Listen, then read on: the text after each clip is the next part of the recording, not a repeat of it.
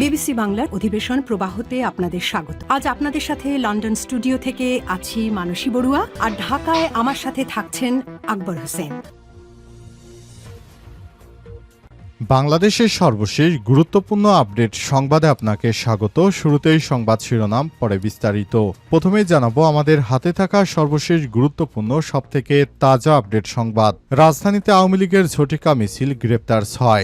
রাজধানীতে ঝটিকা মিছিলে অংশগ্রহণকারী কার্যক্রম নিষিদ্ধ আওয়ামী লীগ ও সহযোগী সংগঠনের আরও 6 জন নেতাকর্মীকে গ্রেপ্তার করেছে ঢাকা মহানগর গোয়েন্দা পুলিশ ডিবি। আজ ডিএমপির উপপরিচালক মিডিয়া মোহাম্মদ তালেবুর রহমান বিষয়টি নিশ্চিত করেছেন। তিনি বলেন, রাজধানীতে ঝটিকা মিছিলে অংশগ্রহণকারী কার্যক্রম নিষিদ্ধ আওয়ামী লীগ এবং এর সহযোগী সংগঠনের আরও 6 নেতাকর্মীকে গ্রেপ্তার করেছে ডিবি।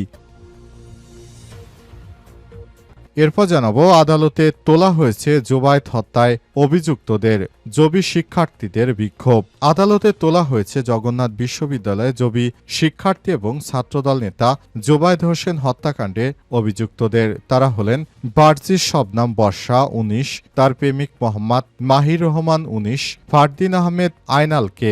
এ সময় জবি শিক্ষার্থীরা মিছিল নিয়ে আদালত প্রাঙ্গণে এসে বিক্ষোভ প্রদর্শন করেন।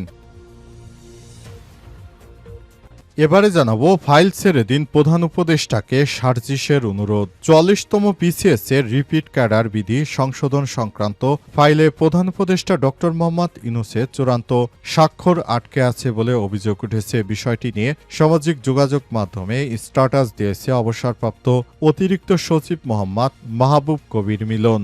সেই পোস্টের লেখাটি আজ ফেসবুকে শেয়ার দিয়েছেন জাতীয় নাগরিক পার্টি এনসিপি উত্তরাঞ্চলের মুখ্য সংগঠক সার্জিস আলম।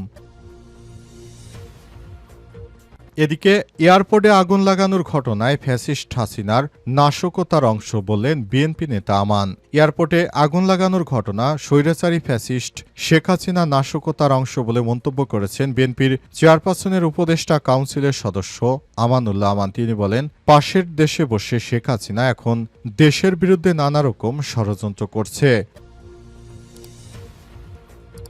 এবং সর্বশেষ জানাবো সরকারি টাকায় ব্যক্তিগত বিমান কিনে তোপের মুখে মার্কিন স্বরাষ্ট্রমন্ত্রী। সরকারি টাকায় ব্যক্তিগত ব্যবহারের জন্য বিলাসবহুল জেট বিমান কিনে তোপের মুখে পড়েছেন মার্কিন পররাষ্ট্র মন্ত্রী ক্রিস্টি নোয়েম। পার্লামেন্টে বিরোধী দল ডেমোক্রেট পার্টির এমপিরা তার বিরুদ্ধে দুর্নীতির অভিযোগ তুলেছে এবং সে অনুযায়ী ইতিমধ্যেই তদন্ত শুরু হয়েছে। প্রিয় দর্শক, এতক্ষণ শুনছিলেন সংবাদ শিরোনাম, এবারে বিস্তারিত। তবে তার আগে বন্ধুরা অনুরোধ থাকবে এই সংবাদটিতে একটি লাইক দিন। এই চ্যানেলে আপনি নতুন হয়ে থাকলে আমাদের সংবাদটি দেখতে দেখতে চ্যানেলটি সাবস্ক্রাইব করে রাখুন। কমেন্ট করে বন্ধুরা আপনার মূল্যবান মতামত জানিয়ে দিন আপনি বিশ্বের কোন দেশ থেকে বা বাংলাদেশের কোন স্থান থেকে আমাদের সংবাদটি দেখছেন এবং শুনছেন। আর বন্ধুরা সংবাদটি আপনার সোশ্যাল মিডিয়া ফেসবুকে শেয়ার করে বন্ধুদেরও দেখার সুযোগ করে দিন। এবারে বিস্তারিত। রাজধানীতে আওয়ামী লীগের ঝটিকা মিছিল, গ্রেপ্তার 6।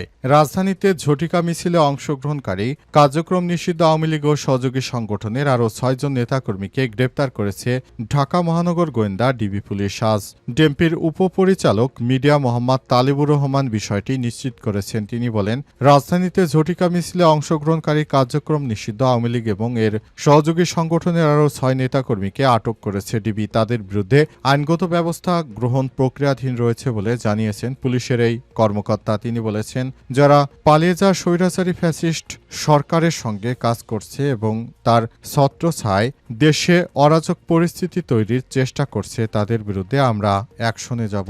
অন্তর্বর্তীকালীন সরকারের প্রধান উপদেষ্টাকে বলবো, দয়া করে আপনারা এই ধরনের যারা আওয়ামী লীগের এই সব কর্মকাণ্ডে জড়িত রয়েছে এসব ব্যক্তিবর্গকে কোনোভাবেই ছাড় দিবেন না। সরকারও ঠিক সেরূপভাবে কাজ করছে। অন্তর্বর্তীকালীন সরকারের প্রধান উপদেষ্টা প্রফেসর ড মোহাম্মদ ইউনূসের সরকার যারা এই ধরনের নাশকতা কর্মকাণ্ড করছে তাদের বিরুদ্ধে পুলিশকে অ্যাকশনে যাওয়ার নির্দেশ দেওয়ার পরই পুলিশ বেছে বেছে যারা আওয়ামী লীগের হয়ে দেশজুড়ে নাশকতার পরিকল্পনা করছিল তাদের ব্যাপারে ব্যবস্থা গ্রহণ করতে শুরু করেছে। ইতিমধ্যে পুলিশের যেসব কর্মকর্তারা এই ধরনের নাশকতামূলক কর্মকাণ্ড করছে তাদের বিরুদ্ধে অ্যাকশনে যেতে শুরু করেছে পুলিশের কর্মকর্তারা। পুলিশের পক্ষ থেকে জানানো হয়েছে যেন ভবিষ্যতে আর এই ধরনের কোনো নাশকতা কর্মকাণ্ড দেশের মধ্যে পরিচালিত না হতে পারে, এজন্য সবসময় সরকার সচেষ্ট রয়েছে।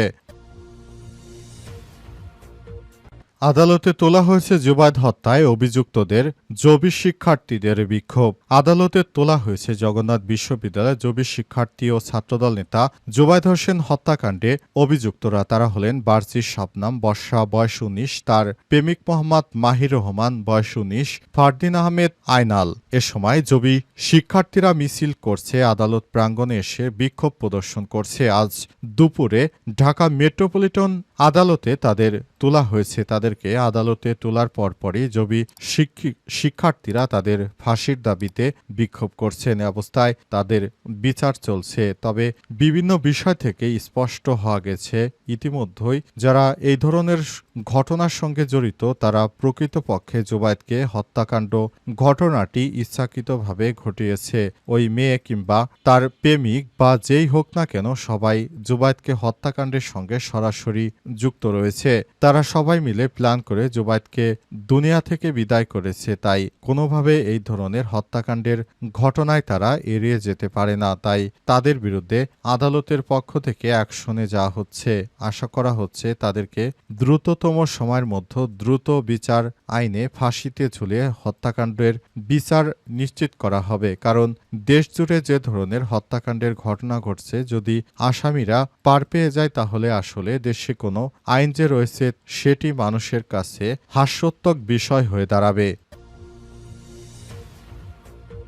ফাইল ছেড়ে দিন, প্রধান উপদেষ্টাকে সার্জিসের অনুরোধ। ৪০তম বিসিএসে রিপিট ক্যাডার বিধি সংশোধন সংক্রান্ত ফাইলে প্রধান উপদেষ্টা ডক্টর ইউনূসের চূড়ান্ত স্বাক্ষর আটকে আছে বলে অভিযোগ উঠেছে। বিষয়টি নিয়ে সামাজিক যোগাযোগ মাধ্যমে স্ট্যাটাস দিয়েছেন অবসরপ্রাপ্ত অতিরিক্ত সচিব মোহাম্মদ মাহবুব কবির মিলন। সেই পোস্টের লেখাটি মঙ্গলবার ২১ অক্টোবর ফেসবুকে শেয়ার দিয়েছেন জাতীয় নাগরিক পার্টি এনসিপির উত্তরাঞ্চলের মুখ্য সংগঠক সার্জিস আলম। তিনি পোস্টে প্রধান উপদেষ্টাকে ফাইল ছাড়ার অনুরোধ জানান। ফেসবুকে সার্জিস আলম বলেছেন, ৪৪তম বিসিএস রিপিট ক্যাডার বিধি সংশোধনের ফাইল চূড়ান্ত স্বাক্ষরের জন্য আজ বহুদিন যাবৎ প্রধান উপদেষ্টার কার্যালয় পড়ে আছে। কারণ আমি জানি না হ্যাঁ বা না, ফাইল ছেড়ে দিন প্লিজ। ফাইল সেখানে থাকা অবস্থায় প্রধান উপদেষ্টা মহোদয় ২ বার বিদেশে ঘুরে এলেন, কিন্তু ফাইল নড়ে না।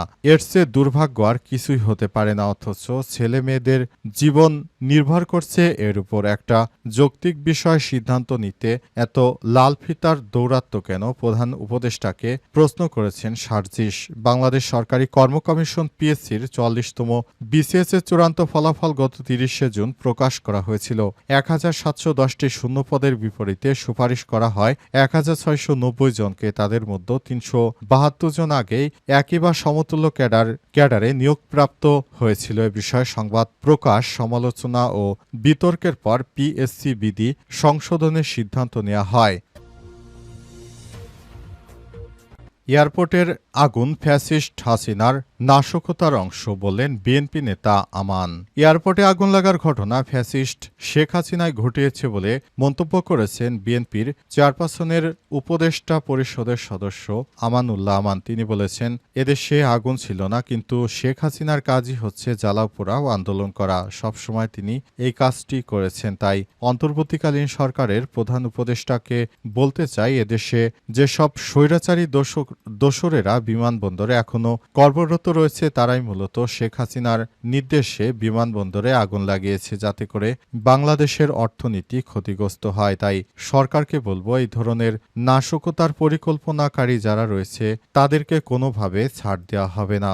দরকার হলে আরও বড় ধরনের অ্যাকশনে যেতে হবে সরকারকে, কিন্তু এই নাশকতাকারীদের কোনো ছাড় দেওয়া হবে না। তাদেরকে গ্রেপ্তার করে আইনের আওতায় নিয়ে আসতে হবে। তা না হলে ভবিষ্যতে অর্থনৈতিক ব্যবস্থা আরও ধ্বংসের মুখে ফেলতে তারা পিছপা হবে না। অন্তর্বর্তীকালীন সরকারের প্রধান উপদেষ্টাকে তাই স্বাগত জানায় তিনি যেন দ্রুততম সময়ের মধ্যে সব দুষ্কৃতকারীদেরকে আটক করে এবং নতুন বাংলাদেশ গড়তে সবাইকে সহায়তা করে। তা না হলে দেশের মধ্যে যে ধরনের সমস্যা তৈরি হয়ে গিয়েছে এই সমস্যাগুলো আসলে আর শেষ হবে না। তাই সরকারের উচিত আমি যেসব ফ্যাসিস্টের দোসরেরা বিমানবন্দরে কাজ করছে বেছে বেছে তাদের বিরুদ্ধে অ্যাকশন নেওয়া। তা না হলে তারা নতুন বাংলাদেশ গড়ার জন্য সবথেকে বড় বাধা হয়ে দাঁড়াবে। তারা দিল্লির দাসত্ব কায়েম করার চেষ্টা করছে, বাংলাদেশকে সেবাদাসী রাষ্ট্র হিসেবে পরিণত করার চেষ্টা করছে। এদেরকে কোনোভাবেই ছাড় দেওয়া হবে না বলে জানান বিএনপির এই সিনিয়র নেতা।